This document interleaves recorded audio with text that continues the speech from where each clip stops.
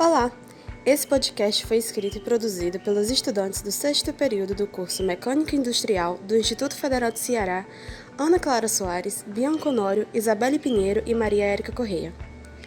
A ética possui diferentes compreensões dependendo do contexto histórico em que está inserida, de quem a discute e por que a discute.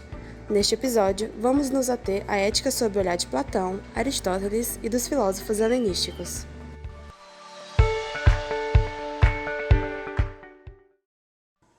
Olá, eu sou a Clara e eu irei explicar um pouco sobre a ética de Platão.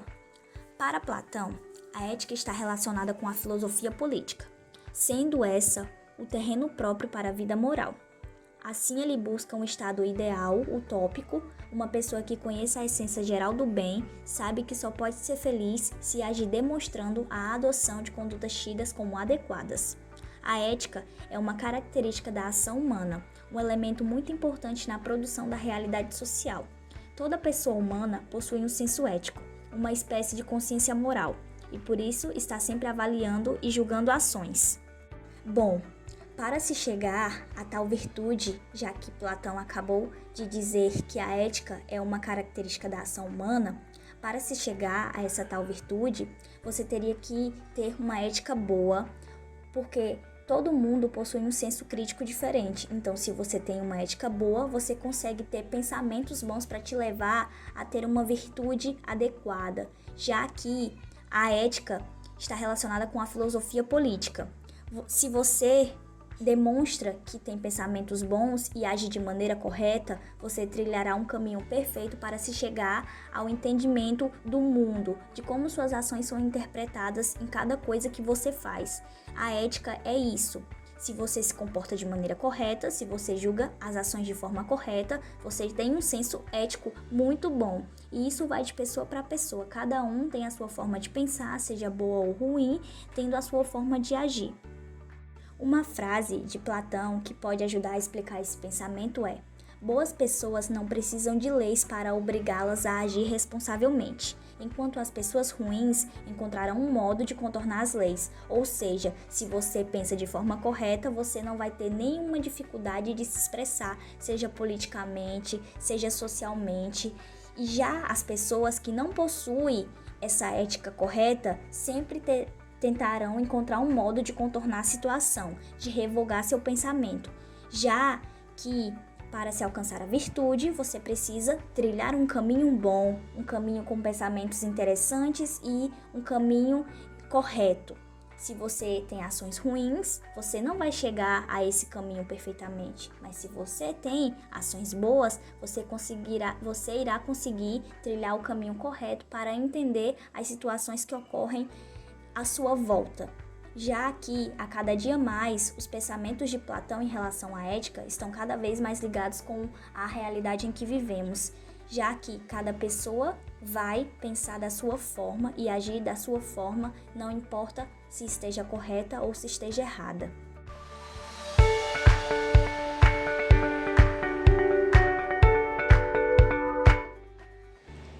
Olá, meu nome é Maria Érica Correia.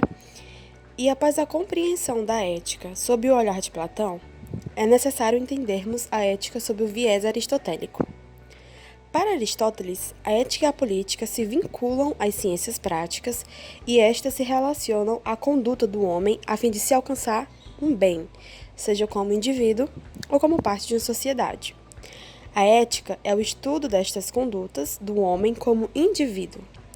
Para Aristóteles, tudo o que nós fazemos visa um bem, o bem supremo, que é a felicidade. Mas o que é felicidade? Felicidade é o prazer, o gozo? Não. O prazer é passageiro e momentâneo, e por isso, para Aristóteles, não pode ser compreendido como felicidade. Felicidade é então a honra, o sucesso? Também não. A felicidade é constante e autossuficiente. Então, como posso depender da opinião de outras pessoas para ser considerado bem-sucedido ou para me conferirem prêmios? A felicidade é, portanto, a riqueza, você pode afirmar. Mas para Aristóteles, esta é a mais absurda das ideias. A riqueza pode proporcionar a felicidade, mas não é a felicidade em si. Mas então, o que é felicidade? A felicidade está inerente a uma vida autossuficiente e compartilhada com outros indivíduos. É um ato ativo. Um homem que quer viver bem deve viver segundo as virtudes intelectuais, a razão, mas também segundo as virtudes éticas, estas desenvolvidas com o hábito. A razão modera os impulsos. A virtude é o equilíbrio dos extremos. A coragem, por exemplo, é o meio-termo entre temeridade e avileza. Tornar-se virtuoso auxilia a ser feliz e a viver em comunidade. Aristóteles também acrescenta as virtudes dianoéticas, que são aquelas que levam a alma racional à perfeição. São estas a sabedoria, que consiste em deliberar acerca daquilo que é bem ou ruim para um homem, e a sapiência, que é a atividade contemplativa, o conhecimento das realidades superiores. É a partir do exercício dessas virtudes, e sobretudo da última, que se chega à felicidade máxima.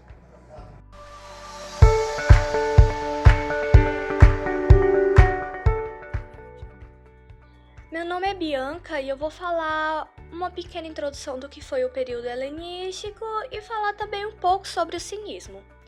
O período helenístico durou cerca de 300 anos e o principal motivo de seu surgimento foram as conquistas de Alexandre Magno ou Alexandre o Grande, que unificaram diversos povos. Iniciado por Antístenes, o cinismo leva em sua essência que a virtude é a base fundamentadora da existência humana. Desprezando todas as questões de posses e luxos, esse filósofo nos faz refletir que o valor da existência tem como base o amadurecimento completo da sua natureza humana. Uma frase de Antístenes que representa bastante o que foi dito anteriormente é essa: a riqueza e a pobreza das pessoas encontram-se não em seus bens imóveis, mas em seus corações. Segundo os cínicos, o filósofo não poderia apenas falar, teria que fazer de acordo com o que ele pregava e acreditava, coisa que Diógenes, discípulo de Antístenes, seguiu piamente, pois ele viveu mendigando por alimentos de tão humilde e desapegado que ele levava a vida. Há uma história que certa vez Diógenes, sentado na frente de onde morava, foi contemplado com a visita de Alexandre o Grande. Então Alexandre, parado na sua frente, perguntou qual seria seu maior desejo e por maior que fosse, este seria realizado. Então Diógenes respondeu: sai da frente do meu sol. Essa história serve para reforçar o modo desapegado de vaidades que os cínicos levavam. Alguns outros filósofos foram muito importantes para esse movimento, como o casal Crates de Tebas e Hipárquia de Maroneia. Essa última sofreu bastante por ser mulher, já que, segundo o povo da época, era inaceitável que uma mulher seguisse o modo de vida cínico.